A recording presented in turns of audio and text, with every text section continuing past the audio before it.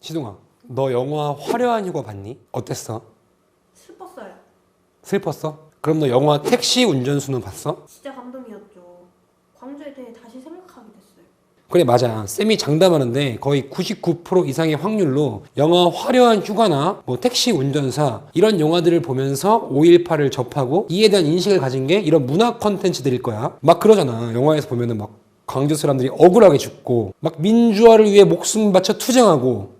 그렇죠. 슬픈 역사죠. 자, 근데 쌤이 하나만 물어볼게. 5.18은 민주화 운동이지. 근데 한간에는 이 5.18 민주화 운동을 사태라는 중립적 표현을 사용하고 심지어는 더 나아가서 이 5.18 민주화 운동을 폭동이라고 주장하는 사람들이 있다는 걸 알고 있니? 네, 들어봤어요.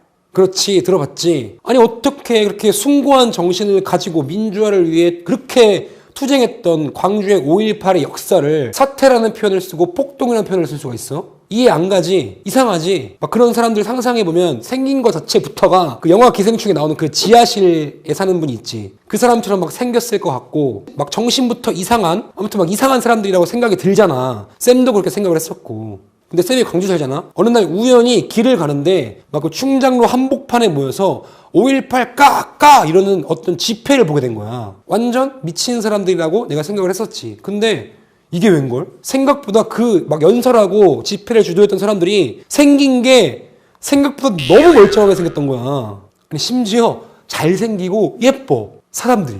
아니, 좀 문화 충격이었지. 막 일치가 안 되잖아. 5.18 민주화 운동을 막 폭동이라고 주장하고 막 그거에 대해서 폄하를 하는 사람들이 생긴 게 너무 멀쩡해. 심지어 잘생기고 예뻐. 아니, 사람을 외모로 평가하자는 건 아닌데 그게 솔직히 상식적으로 막 그렇게 말도 안 되는 주장들을 펼치는 사람들의 외모를 상상하면 아까 말했던 것처럼 영화 기생충에 막 지하실에 사는 그런 이미지를 상상을 했었고 막 사회 부적응자 이상한 소리나 해대는 그런 사람들을 상상했었단 말이야. 내 깐에는 너무 쇼크였고 충격이었어. 그래서 내가 그날 집에 가자마자 도대체 왜 저 사람들이 저러고 있나. 아니, 너무 멀쩡하게 생겼으니까. 그래서 내가 집에 가자마자 5.18에 대해서 검색을 하고 공부를 하기 시작했어. 자, 왜 그랬냐? 아니, 저렇게 멀쩡한 사람들이 이렇게 막 땡볕에 나와서 뭐 5.18을 폄하하고 있는 이유에 대해서 내 스스로 좀 논리적으로 생각을 해보려고 하니까 그 논리적인 근거들이 떠오르지가 않는 거야. 오직 내 머릿속에는 막 택시 운전수, 화려한 휴가 이런 영화들밖에 떠오르지가 않더라고. 아니, 저 사람들도 어떤 이유가 있으니까 한여름에 저지랄들을 하고 있을 거 아니야.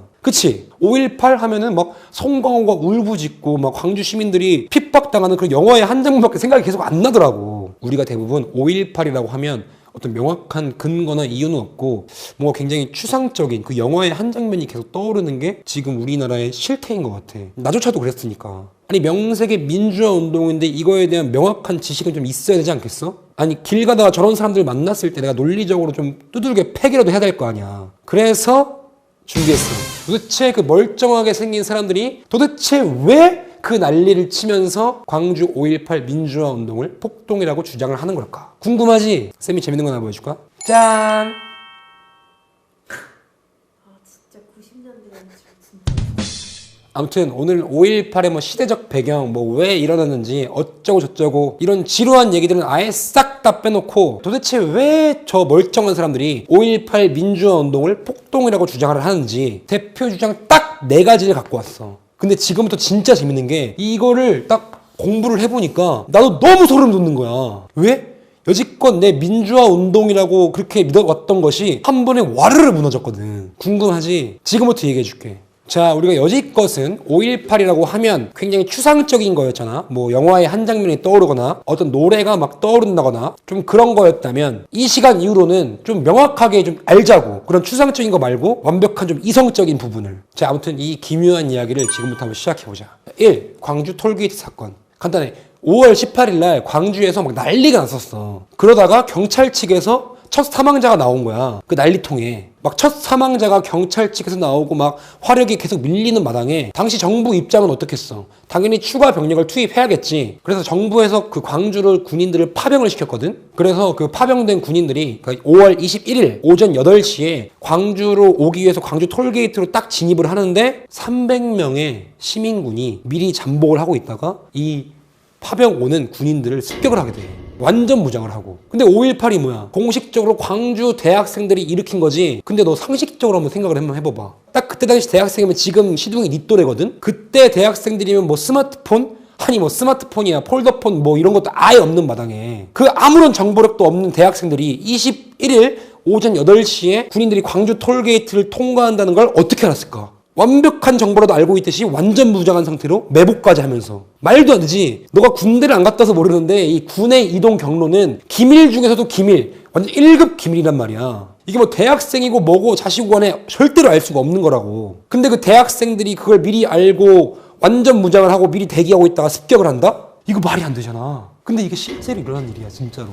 내 뇌내 망상이 아니라. 너무 의문점이지. 너무 신기하지. 너무 말도 안 되지. 이 자동차 탈취 사건. 자, 그래서 이 톨게이트로 들어오는 군인들의 14대의 지프차를 이 300명의 시민군들이 탈취를 해. 근데 이 탈취한 차량을 가지고 어디로 가느냐? 바로 군수 차량을 생산하는 아시아 자동차 공장으로 바로 돌진을 해. 이 300명의 대학생들이. 그래서 거기 가서 정확히 장갑차 4대, 그리고 군용 트럭 374대를 탈취를 해. 다시 말하지만 너 또래 대학생들이. 그래, 다 좋아. 다 좋아. 대학생들이 그랬다고 쳐. 근데 너 트럭 운전할 줄 아니? 아니 뭐 장갑차 운전할 줄 알아? 100번 1000번 양보해서 그 당시에 스마트폰이 있었어. 유튜브도 다 있었어. 그래서 유튜브 보면서 막 장갑차 운전하고 트럭 운전했다고 치자. 근데 이때는 스마트폰은커녕 삐삐도 없었을 시절이라고. 근데 그 대학생들이 어떻게 그걸 탈취를 하고 운전을 다 해. 대학생들이. 이상하지? 너가 봐도 말도 안 되지? 근데 여기서 또 하나. 총 한 400대를 탈취했지? 근데 저 당시에 트럭 운전 면허를 가지고 있는 전라도 뭐 90살까지 다 포함해서 전라도인 중에 트럭 면허를 가진 사람이 200명이 채 안 됐다는 거야. 근데 대학생들이 400대의 차를 탈취해서 이게 말이 돼? 자, 이대로 3번으로 넘어간다. 3번 무기고 탈취. 그래서 이 차량들과 막 장갑차를 탈취해서 끝나지 않고 어디로 또 가느냐? 이 탈취한 차량을 가지고 전남 17개 시군을 싹 돌아. 왜 돌았냐? 전남 17시군에 배치된 무기고 있지.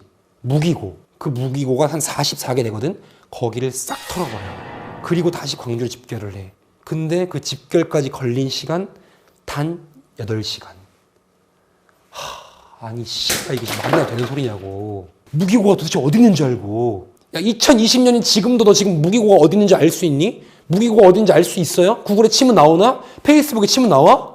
유튜브에 치면 나와? 안 나오잖아. 이게 말이나 되는 소리냐고. 자, 그래서 이 탈취한 걸 가지고 어딜 가느냐? 써있지. 바로 교도소로 돌진을 해.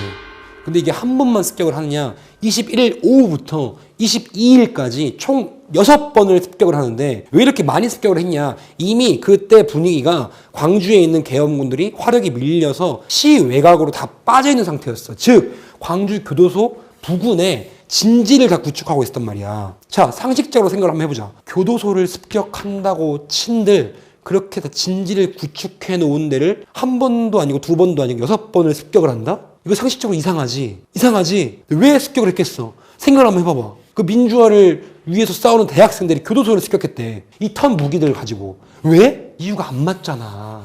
교도소를 왜 습격하겠어? 뭐 정치 사범들, 흉악범들, 뭐 간첩 뭐 사범들 이런 애들 다 광주에 풀어갖고 혼란을 야기시키려고 한 게 아니겠어? 그치? 근데 이게 대학생들이 민주화를 위해서 투쟁했던 실제 팩트인 사건이야?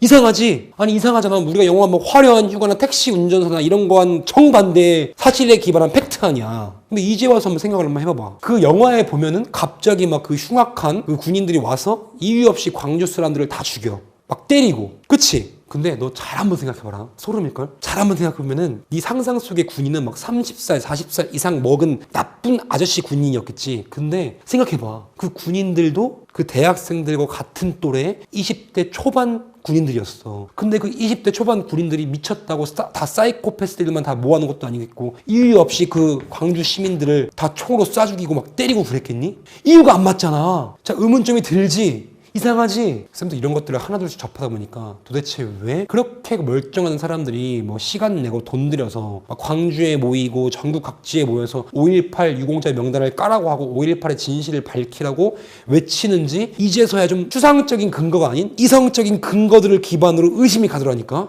근데 요새 분위기가 어때? 5.18 특별법을 만들고 5.18에 대해서 절대로 알려고 하지도 말고 폭동이라는 단어도 아니고 사태라는 굉장히 중립적인 표현을 쓰는 것조차 나라에서 금지시키고 있잖아. 왜? 이유 없어. 그냥 민주화 운동이니까. 5.18은 절대로 침범해서는 안 될 민주화 운동이니까. 이게 이유야. 2020년 자유 대한민국에서 알려고 하면 처단을 당해. 차단을 당하고 사회에서 매장을 당한단 말이야. 이것이 그들이 그토록 울부짖는 민주화일까?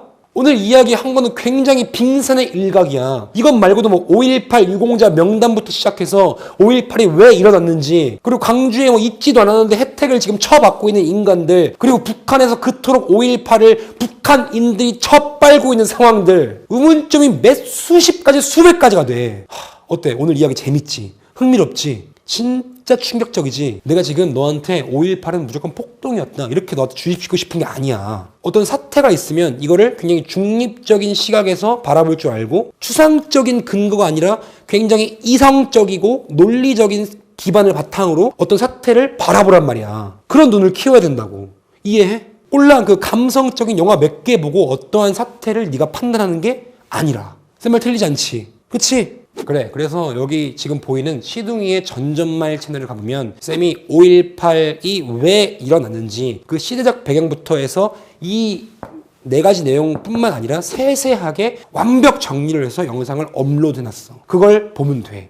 호기심이 조금이나마 생겼다면. 알겠지? 오늘 강의 어떠셨나요? 정말 좋죠, 여러분들. 진짜 열심히 준비하고 열심히 만들었습니다. 10시간 이상이 걸렸어요. 어떻게 하면 정치에 관심 없는 중도 친구들이 이 5.18에 대한 시각을 거부감 없이 살펴볼 수 있을까에 대해서 이렇게 열심히 만들었으면 어떻게 해야 돼요? 많은 사람들이 봐야겠죠. 여러분들이 하실 거는 별거 없습니다. 이 영상 그냥 공유만 해주시면 됩니다. 여러분들의 카톡, 여러분들의 SNS로. 공유 한 번에 귀찮으십니까? 그럼 여러분들은 이 5.18이 평생 민주화라는 성역화에 갇혀 있어도 뭐라고 하지 마세요. 아니죠? 얼른 공유 버튼 누르고 공유하세요. 아무튼 오늘 수업은 여기까지 하자. 오늘의 한 줄 평. 어떠한 사태를 바라볼 때는 감성의 영역으로 바라볼 것이 아니라 완벽히 이성의 영역으로 접근해야 된다. 그것이 그 사태에 대한 진정한 존중과 예의를 갖추는 것이다.